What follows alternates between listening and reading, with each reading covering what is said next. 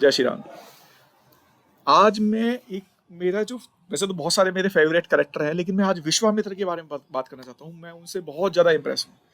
अच्छा, विश्वामित्र और परशुराम ये दोनों ही कैरेक्टर कुछ बहुत ही विरोधाभासी कैरेक्टर्स हैं। ये बिल्कुल डिफरेंट है अपने अपने अपने व्यक्तित्व से, अपने बैकग्राउंड से बिल्कुल डिफरेंट है।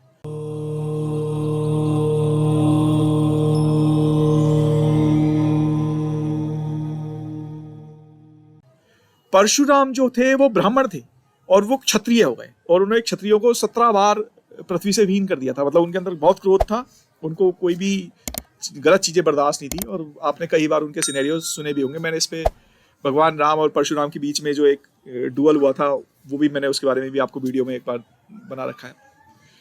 अब देखिए, परशुराम जो थे वो ब्राह्मण से क्षत्रिय रूप में कन्वर्ट हो गए, और विश्वामित्र जो थे वो बहुत प्रतापी राजा थे। वो क्षत्रिय थे, राजा थे, लेकिन वो ब्राह्मण बन गए। उनको वो ब्रह्म ऋषि की उनको उपाधि प्राप्त थी। अच्छा, ब्रह्म ऋषि जो है संसार में एक ही होता है।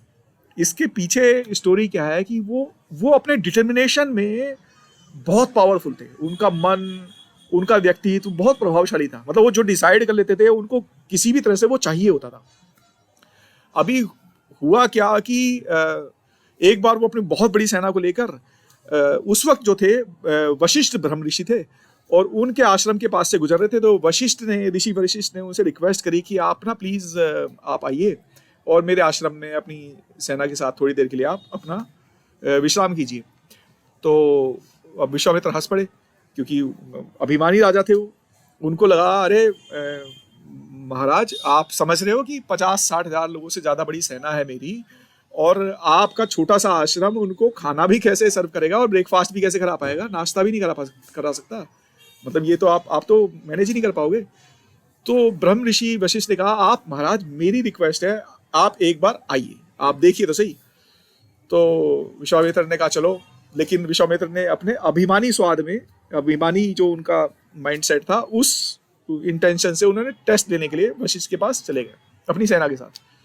अब हुआ क्या कि जब वो गए तो अब सर्व चालू हो गया, और उनका खाना वगैरह भी आ रहा है और सारी चीजें मैनेज हो गई। वो भूख मतलब खत्म ही नहीं हो पा रहा। वो परेशान हो गए कि यार ये इतना ज्यादा मैनेजमेंट हो कहाँ से रहा है, इतना फूड कहाँ से अवेलेबल हो रहा है, इतनी बड़ी सेना को ये खिला कहाँ से सकते हैं, और छोटा सा आश्रम है वशिष्ठ का। तो उन्होंने वशिष्ठ से बाद में पूछा कि भाई आप मुझे बताइए कि ये क्या है, कैसे अरेंज कर रहे हो ये। तो वशिष्ठ ने फिर उनको कामधेनु गाय के बारे में बताया। अच्छा, कामधेनु गाय जो थी वो सागर मंथन से निकली थी, समुद्र मंथन से। ये जो लक्ष्मी जी हैं, समुद्र मंथन पे बनाऊंगा मैं कभी डिटेल में। समुद्र मंथन ने बहुत कुछ दिया है, अमृत दिया है, कालकूट विष दिया है। तो कामधेनु जो गाय थी वो भी वहीं से निकली थी। वो कितना भी फूड, कितना भी भोजन उपलब्ध करा सकती थी, और मतलब उसकी कोई लिमिट नहीं थी।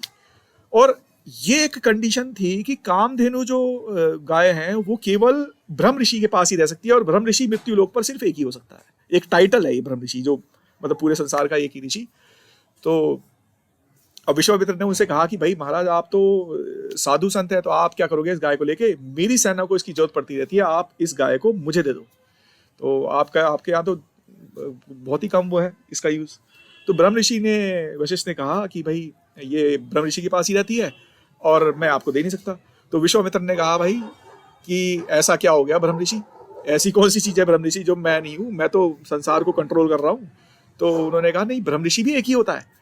तो विश्वामित्र को इस पे क्रोध आ गया बहुत जबरदस्त। उन्होंने कहा ऐसा क्या ब्रह्म ऋषि हो गया और कैसे प्राप्त कर सकते हैं? तो उन्होंने कहा ब्रह्मा जी की आप वो करिए और आप शायद प्राप्त कर लें।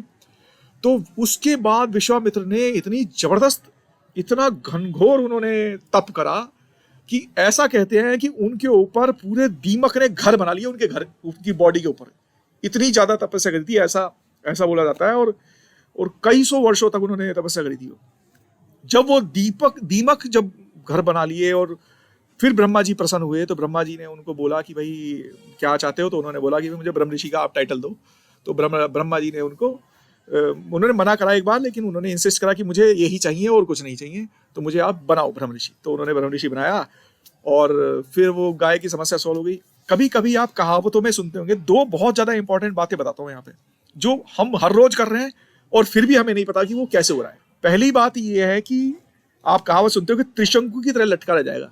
तो त्रिशंकु जो था एक राजा था। अब लटकने का कहां से कहावत में प्रयोग हुआ है? वो राजा जो था त्रिशंकु स्वर्ग जाना चाहता था और सशरीर स्वर्ग जाना चाहता था। सशरीर स्वर्ग कोई गया नहीं है आज तक। मतलब सिर्फ युधिष्ठिर है जो जितना मेरे को ज्ञान है उसके अनुसार सिर्फ युधिष्ठिर हैं जो सशरीर स्वर्ग गए और कोई नहीं जा पाया। तो जब वो त्रिशंकु विश्वामित्र के पास आए तो उन्होंने कहा कि भाई मुझे ना आप मुझे सशरीर स्वर्ग भेज दो। उन्होंने कहा ये क्या बड़ी बात है, विश्वामित्र तो थे ही थोड़े से जिद्दी थे, वो उनको जो भी आ जाता था। उन्होंने क्या करा, नीचे से रिक्वेस्ट करी कि इंद्र को कि भाई आप इसको एक्सेप्ट करो। इंद्र ने कहा कि नहीं ये नहीं आ सकता। विश्वामित्र ने कहा ये आकर रहेगा। अब विश्वामित्र ने क्या करा, त्रिशंकु को ऊपर पुश करना चालू कर दिया और जब वो बीच में जाने लग गए स्वर्ग की ओर तो इंद्र ने ऊपर से पुश कर दिया। अब ऊपर से वो त्रिशंकु नीचे नहीं आ पाया और जो विश्वामित्र ने नीचे से ऊपर पुश कर दिया तो ऊपर से नीचे नहीं आ पाया। वो तो त्रिशंकु जो है वो बीच में ही रह गया। वो कभी ना नीचे आ पाया ना कभी वो ऊपर जा पाया। और दूसरी जो मैं इंपॉर्टेंट बात बता रहा था कि आप हर रोज मंदिरों में नारियल फोड़ते हो, है ना। ये नारियल का कॉन्सेप्ट क्या है? ये नारियल हम फोड़ते क्यों है और इसको हम बलि की तरह ट्रीट करते हैं। अब देखो हम हर रोज कर रहे हैं लेकिन हमें बैकग्राउंड नहीं पता, ठीक है, बहुत लोगों को नहीं पता होगा।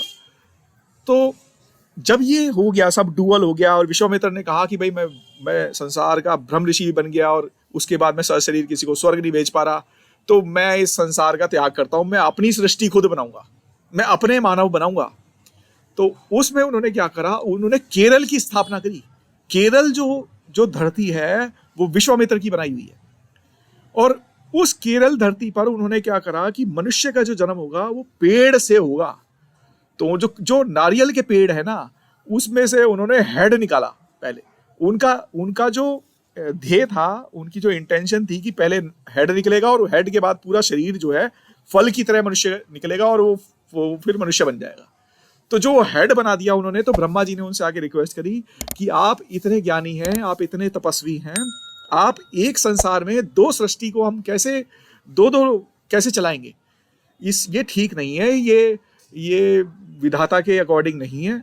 मैं आपसे रिक्वेस्ट करता हूं कि आप इसको यहीं रोको। तो उन्होंने कहा कि लेकिन मैंने इतना मेहनत करी है, इसका परिश्रम किया है, तो इसका क्या रहेगा? तो उन्होंने कहा कि मैं आपको आशीर्वाद देता हूं कि जिस जगह भी बलि चढ़ेगी, जिस जगह भी प्रसाद चढ़ाया जाएगा, तो आपके नारियल को बलि की तरह प्रसाद चढ़ा जाएगा। तो हेड को तोड़ा जाता है और लेडीज नहीं तोड़ती उसको, उनको किसी बच्चे से या आदमी से तोड़वाया जाता है।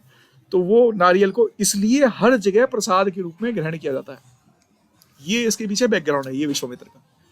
तो आशा करता हूँ कि आपको एक और मजेदार फैक्ट सुनने को मिला होगा और ज्वाइन कीजिए आकाशोलॉजी को।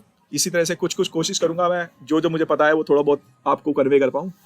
ठीक है, नमस्कार, जय श्री राम।